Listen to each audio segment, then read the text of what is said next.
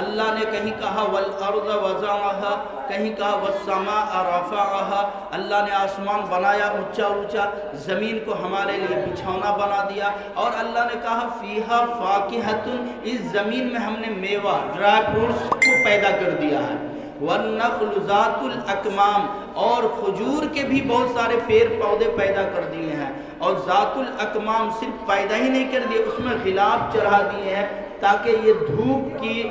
سے پردوشت نہ ہو جائے، اس کے اوپر ڈسٹ نہ پڑ جائے، گندا نہ ہو جائے۔ ذات الاکمام میں نے چھلکے میں پیک کر دیا،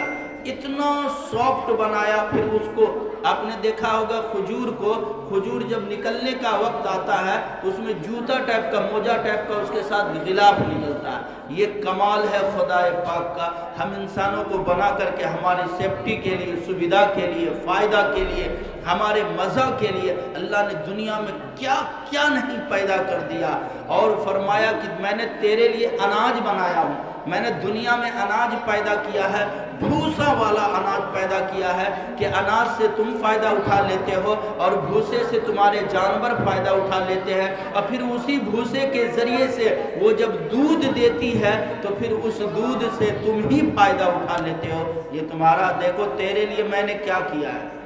مولانا نانوتوی تاجو بن پائے بانی، متقی انسان کا